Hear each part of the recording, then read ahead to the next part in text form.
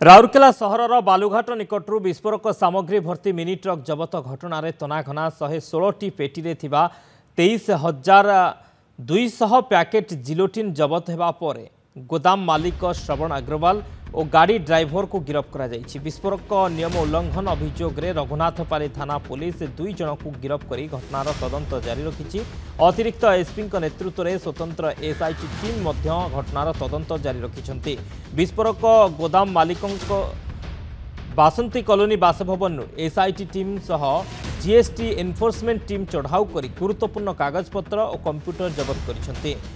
बांको पथर खणी निकटू 5,000 केजी ओजन विस्फोरक लुट घटना पर सरंडा जंगल में पुलिस पक्षर कम्बिंग ऑपरेशन और सर्च ऑपरेशन जारी रही। ओडिशा और झारखंड पुलिस सह SOG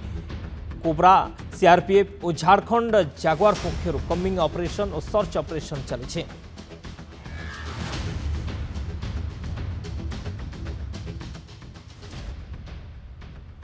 Avani Mahapatra Rourkela bureau head आम सहित जोड़ी होती। अवनी बालुघाट निकटू विस्फोरक सामग्री भर्ती मिनी ट्रक जबत घटनार तनाघना चली। अन्यपटे सरंडा जंगल काली विस्फोरक जबत होती। सर्च ऑपरेशन चली। केम देखुं सब तमाम घटना को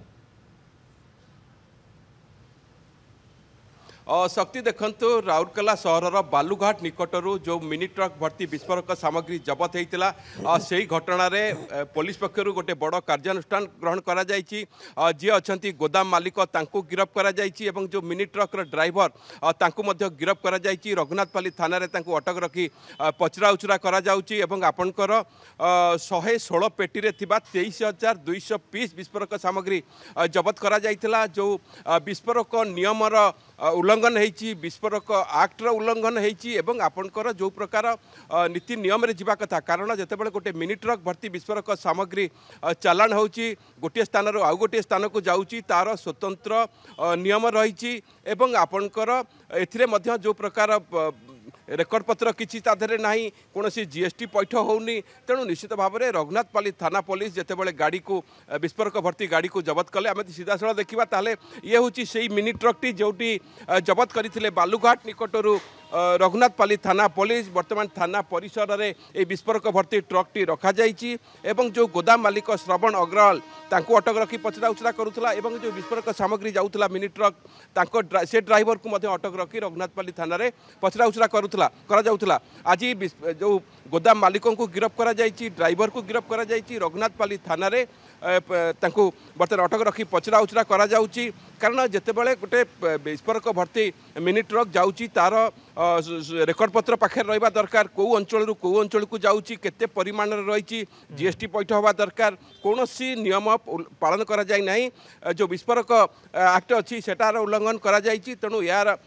पाई रघुनाथपाली थाना पुलिस घटनार तदंत करबा परे गिरफ्त करिसेंती एवं जो एसआईटी टीम पुलिस जो 5 जणिया एडिशनल एसपी नेतृत्व में जो पुलिस एसआईटी टीम सी घटनार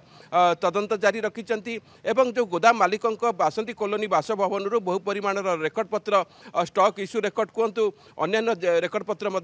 फाइल जबत करा गोटे कंप्यूटर जबत करा आउ केउ अंचल गोदाम अच्छी तार छानबीन आरंभ होती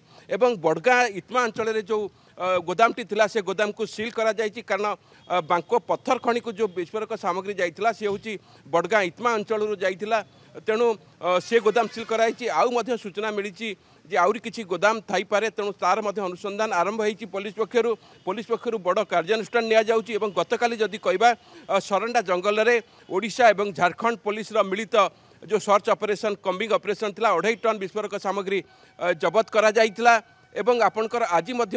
कम्बिंग ऑपरेशन सर्च ऑपरेशन जारी रही Rourkela SP Paschimanchal police DIG नेतृत्व में प्रत्येक तत्वावधान में कम्बिंग ऑपरेशन जारी रही तेणु निश्चित भाव में आपणकर